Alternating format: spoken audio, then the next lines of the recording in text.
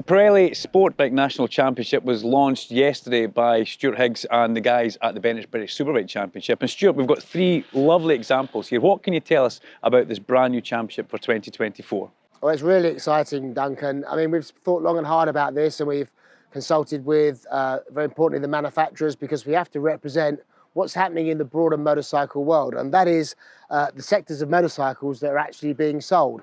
So internationally, there are also some examples of this type of bike being raced. We wanted to go one step further. So we've launched this weekend two championships. We've got the Kawasaki British Superbike Championship, which will be the entry-level production-derived bike for the Bennetts BSB package. And then the plan is that one would evolve from that class into this new middleweight category, and we're calling it the Pirelli Sportbike National Championship. Sport bike is a sector where these fantastic bikes you've got here, representatives from Aprilia, Kawasaki and Yamaha, and we believe and we understand that there will be others coming along from other manufacturers in due course. So potentially in the next couple of years we could have sort of 4, 5, even 6 manufacturers, and that's tremendously important. We simply cannot go racing without the product being available, and that's what's held us back with up until now the Super Sport class. But now with the new next generation rules, we've seen the Super Sport class expand into different bike architecture. We've got 955 Ducatis, we've got 765 Triumphs, and the formula that we're using will be very similar in this, so that different bike capacities can race together equally, and that task will be led by Scott Smart as the technical director of the championship. How do you guys follow the balanced performance? Because it is quite a technical thing to do. Is that all on Scott, or is it like a team of you guys who look after it? Scott essentially was the brainchild of the Supersport next generation rules, which frankly saved the class, because we literally 2 or 3 years ago thought that the 600 class was dead. And in many ways, the 600 class in isolation is, hence the difficult decision to stop the junior superstock category. But in that class, we've only got 2 bikes represented, and there's no plans, we understand, for any other bikes to join that sector. Hence, we had to go to this route, but we also feel it is a more logical progression path for riders coming off the intro formulas, such as the new Super Team Championship and even the British Talent Cup, or entering for the first time even in this category of racing.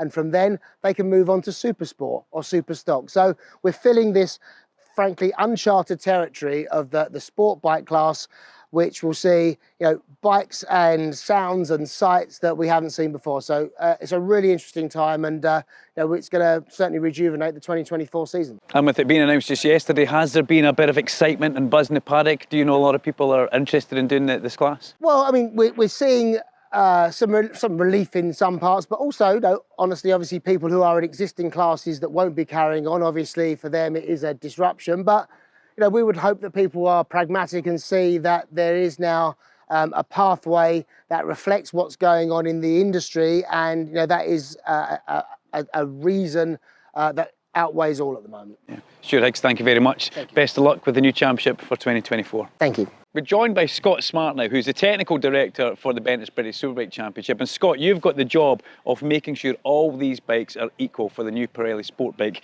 National Championship. How are you going to manage that with 3 different manufacturers, possibly 4 or 5 coming in? How are you going to manage these bikes to make sure they're all equal? The dubious pleasure of the balanced performance. So obviously a few seasons ago we also introduced the Supersport Next Generation class, which was very much the proving ground for the technology that we're using behind the scenes to enable lots of different types of bike with slightly different engine capacities and even different engine layouts to all lap around the same lap time, to give each team or each manufacturer the same opportunity to be competitive. So we do that in several ways. The manufacturers work very closely with us to provide engine kits and power up performance kits for the slower bikes, and we electronically reduce the performance of the most performant bikes in the class. So we end up meeting in the middle somewhat, and that gives us the close racing that we've been seeing today. Is this something that the manufacturers are all behind? Are they very much helping you make sure these are all equal? Yeah, I mean, if you go back 15 years, the classes were very distinctly capacity-based. You had the 600 category, you had 400s previous to that, 250s, 1000cc.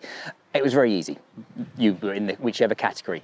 Now, the way the road bike market has changed, we've got lots of new categories appearing, different styles of bikes, and nobody meets the same capacity. So we've got a wide range of capacities that we need to integrate into one group. And so that's where the hard work begins. So the smaller engines will have a little bit more work done, more tuning as it were, and then the bigger engines will be pulled back electronically. So all of the bikes will be on the same control electronics, and that gives us the little bit of the hand of God to be able to manage them and give them all the same performance. Now, I've seen you with the laptop in hand, charging up and down pit lanes all over the UK. Is it all electronically based, the balance of performance, or is there any weight added to bikes or anything like that? So the primary way is the electronics, but weight is another little tool in our armoury, and also the mechanical tuning kits bring the slower bikes up to speed. So we've got a few different options in the armoury, and obviously that's all negotiated and discussed with the manufacturers, and everybody wants to be out here on track, so everybody's really good and working with us the whole way through the process. How excited are you about getting your hands or your laptop involved in this? There's a bit of excitement, but there's also a bit of nerve-wrackingness. I know how many late nights and sleepless nights there were with Supersport Next Generation, but I also remember the day after the first race where we went, wow, that worked. You see the fruits of your labours, and so we're really excited to see what is a booming category of bikes that can hopefully introduce a lot more riders to this category on the road, and then a lot more riders on the racetrack. Scott Smart, Technical Director for the Bennetts British Superbike Championship. The best of luck. Can't wait to see this one, guys.